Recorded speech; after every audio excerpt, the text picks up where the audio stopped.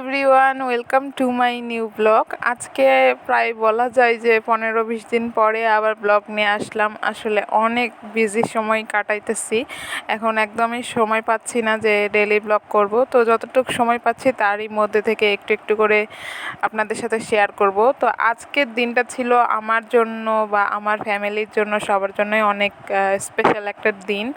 এই যে দেখতে পাচ্ছেন একটা জায়গায় এসেছি, এটা হচ্ছে আমাদের কলেজের নিচে কিসের জানি একটা কাজ চলতেছে, তো ওইখানে অনেক লোকজন দেখলাম। এবার আমি আসলে যাচ্ছি আজকে আমার প্রথম স্যালারি তুলতে। আমি যেই ইন্টার্নশিপটা করতেছি এটার বিনিময়ে কিছু স্যালারি আমাকে দেওয়া হবে, আর আজকে ছিল সেই স্যালারি দেওয়ারই দিন। তো আমি এই যে অ্যাকাউন্টস রুমের বাহিরে ওয়েট করতেছিলাম, আর একটু পরে ভেতরে ঢুকে এই ফর্মটাতে আমাদের সাইন করে পরে টাকা উঠাইতে হয়। তো আমি ওখানে সাইন করে টাকা তুলে নিয়েছি। এই যে এটা আমার জীবনের প্রথম স্যালারি, খুবই ভালো লাগছিল। মানে এই ফিলিংস সবার সাথে শেয়ার করব দেখে এই ভিডিওটা করেছিলাম আমি। আর টাকাটা তুলে নিয়ে এবার চলে যাচ্ছি।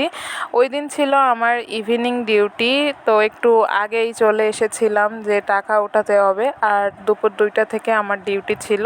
তো আমি এখানে এসে টাকাটা ওঠানোর পরেই বারবার টাকার দিকে যাচ্ছিলাম, মনে হচ্ছিল যেন জীবনে কখনো টাকা দেখি নাই। কিন্তু আসল ব্যাপারটা হলো যে ওইটা একদম আমার নিজের গায়ে খেটে কামাই করার যে একটা কথা আছে, ঠিক ওরকমই নিজে মানে আমি পরিশ্রম করেছি দেখে সেটারই একটা ফল পেয়েছি। এই ব্যাপারটা আমার কাছে অনেক অনেক ভালো ছিল। তো যাই হোক, এবার আমি বললামই তখন যে আমি একটু আগে এসে পড়েছি, এখনও প্রায় 1 ঘন্টা ছিল তখন আমার ডিউটি শুরু হতে। তো এই জন্য আমি ভাবলাম যে আমার বান্ধবীর বাসায় যাওয়া যাক, কাছে ছিল ওর বাসা। তো ওও বলেছিল আগের দিনই যে সময় থাকলে অবশ্যই যাইতে, না হলে রাগ করবে। তো ওর রাগের ভয়ে কিছুটা আমি ওর বাসায় যাই, আর গিয়ে দেখি ও ঘুমাচ্ছে। মানে ও বেচারি নাইট ডিউটি করে এসেছে, এসে ঘুমাচ্ছিল। আমি মাঝখান দিয়ে এসে একটু ডিস্টার্ব করে দিলাম। তো যাই হোক, এখানেও ঘুমাচ্ছিল। আর এই যে ও নাকি না খেয়ে ঘুমিয়ে গিয়েছে। পরে আমি আমার বাসা থেকে টিফিন আনছিলাম, মানে পরোটা বানিয়ে আনছিলাম, সেই পরোটা ওকে খাওয়াইলাম। আর এই যে দেখতে পাচ্ছেন পুতুল, এটা হচ্ছে আমাদের পিঙ্কি, ওর নাম হচ্ছে পিঙ্কি। ওকে নিয়েও অনেক স্মৃতি ছিল। আমরা যখন হোস্টেলে থাকতাম ওর সাথে আমাদের অনেক মজা করা হতো। আর এখন তো আমরা আলাদা থাকি, তাই আর সেরকম কিছু হয়ে ওঠে না। অনেক দিন পর পিঙ্কিকে দেখলাম। তো এদিকে দেখছি আমার বান্ধবী আমি আসাতে খুব তাড়াহুড়া করে রান্না করতে গিয়েছে। ও ওখানে দেখছিলাম হচ্ছে নুডলস রান্না করতেছে আমার জন্য, আর এই পাশে তরকারি কেটে রাখছে। এগুলাও দুপুরে রান্না করবে, তাই এখানে ডিম আর আলু দিয়ে একটা তরকারি করবে, আর মনে হয় একটা বাঁধাকপি ভাজি করবে। তো এখানে নুডলস রান্না করতেছিল, আর আমি একটু বাহিরে চলে আসলাম এই সুযোগে। বেলকনি থেকে ওদের বাহিরের ভিউটা ভালোই দেখা যাচ্ছিল।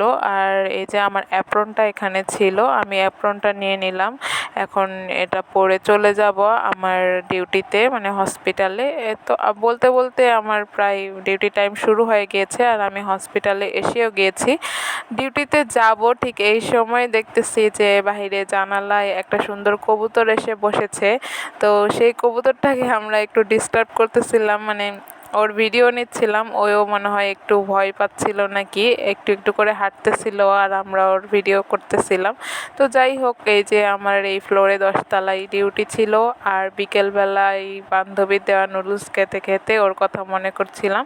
তো এই ছিল আজকের ব্লগ। কেমন লাগলো অবশ্যই জানাবেন, ভালো লাগলে লাইক, কমেন্ট, শেয়ার, ফলো করে পাশে থাকবেন। আল্লাহ হাফেজ গাইস।